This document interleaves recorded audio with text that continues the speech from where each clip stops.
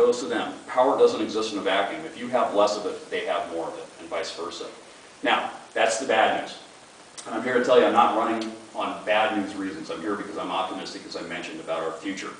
If we get back to our basic values, we will be absolutely fine. Margaret Thatcher said it best. She said that there are no permanent victories and no permanent defeats in politics, but there are permanent values.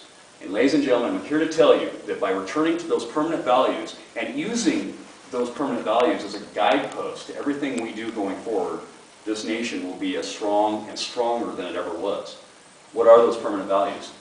Individual liberty, personal responsibility, limited government, free enterprise and entrepreneurism, fiscal restraint and financial sobriety, a strong national defense and national security clarity in a very unclear world, and then something I call our constitutional conscience, which simply remembers and understands that we the people through the Constitution are sovereign.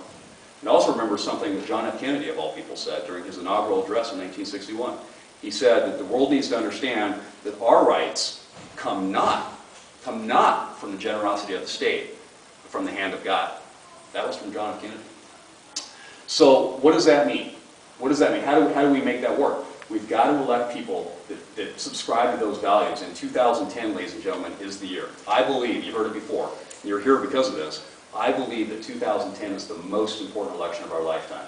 It is a tipping point election. What I mean by that is the decision we make this year, good or bad, right or wrong, we're probably going to live with for a generation. Okay, we're going to validate the course we're on, or we're going to see fit to follow a new path. And ladies and gentlemen, I'm here to suggest that we see fit to follow that new path. We need to make the choice of believing in American equal opportunity, not equal outcomes as the current Congress wants. We need to be a country that chooses free markets and entrepreneurism and innovation, not to validate the path we're on, which is this crony capitalism as orchestrated by the folks in Washington, D.C. Finally, we need to choose the path to get back to American exceptionalism, okay? That says that with the American spirit and a bottom-up empowerment of Americans, empowerment of you, your families, your businesses, that sort of empowerment, that is the right way, not the path we're on right now, which is this top-down command and control structure as orchestrated by Harry Reid and Nancy Pelosi. Ladies and gentlemen, I've seen Nancy Pelosi's vision for America. In fact, there's documents where she talks about over the years what her vision of America is.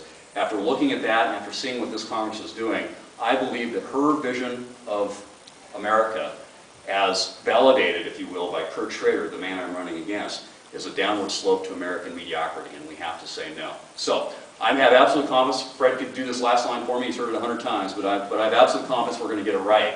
I wouldn't be in this race without that. You wouldn't be here if you didn't have that confidence. Honestly, would you? If you didn't think we could get it right, would you be here tonight? I don't think you would.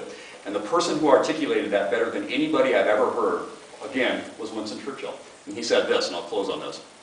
He said that you can always count on America to do the right thing after exhausting every other option. Well, ladies and gentlemen, I'm here to tell you, as somebody who's been watching this for years, as somebody who's been looking at my congressman, wanting him to actually believe in something, not just follow the party line, we have exhausted every option. We've got to get it right in 2010. We owe it to ourselves, we owe it to our family, we owe it to our kids, we owe it to Americans, generations not yet born. So thank you so much. I'd love to do some questions if you have any.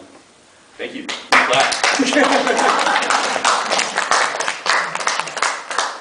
Yes, sir.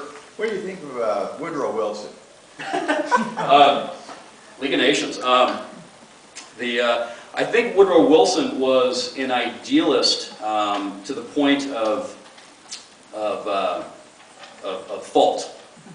His idea was, I mean, there's a lot of, you probably asked this because I think there's similarities with what we're seeing in the current government with what Woodrow Wilson did. Woodrow Wilson was of the mindset that, hey, we can talk our way, we can negotiate with diplomacy and solve all of the world's problems. If we could just come together, we would all get along. And you hear it right now from the current administration, because the current administration likes to talk about how, hey, the door, in fact, I just heard it on the radio today, the door is always open for diplomacy to Iran.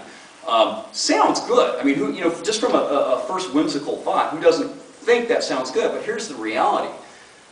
Opening the door and having those conversations with people that have called us their enemy, called us Great Satan, when you've opened that door to diplomacy, communicative diplomacy, you're basically putting on the table that there's something to negotiate.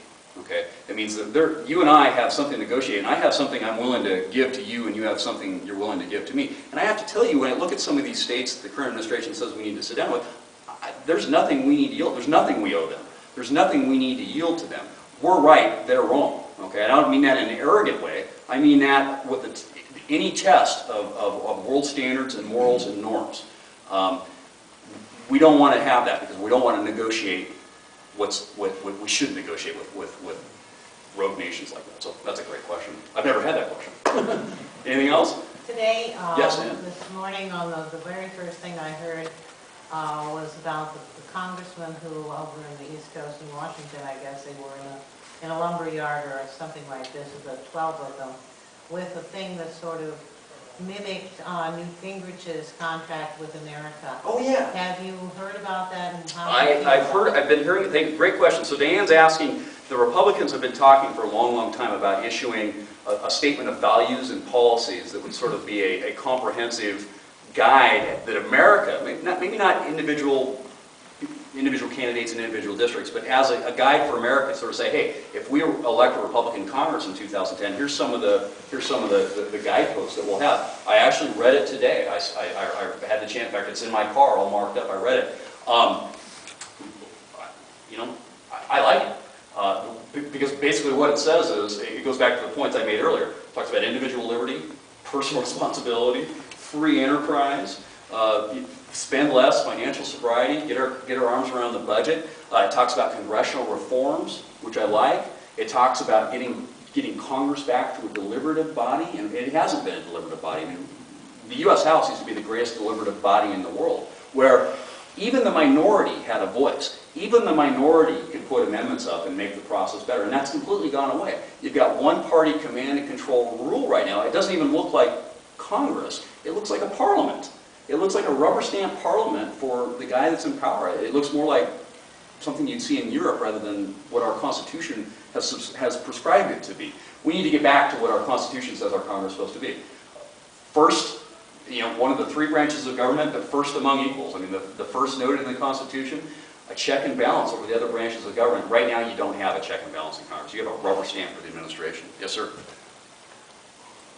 Since our current congressman has very, very little integrity, how do you value integrity in the position of a congressman? How do you value? What value do you put on integrity to a congressman? Especially when it doesn't tell the truth when you confront him with a question. I think it's the most important value. I mean, you and I had the discussion in the hallway. Right, but it's insanity. Yeah. You and I had the discussion in the hallway. I want my congressman to believe in something. Even if I don't believe in what that person believes, I want to know that the person I elected, whether it's congressman, state legislature, senator, governor, whatever it is, I want to know that they believe in something. And I have more respect for somebody on the far left side of the aisle that's true and pure about it. I may disagree with everything that person believes in, and I probably will never vote for that person, but I'll have the respect of that person that he or she has the courage of convictions. And too many people right now are too hemmed in about what they need to do to get reelected that it really violates that integrity point that you're talking about. So, well, we were told by our congressman, our current congressman that you're up against, yeah. that he would not vote for a health care bill that was a negative bill, negative on the expense side. Right. And no sooner did the bill come out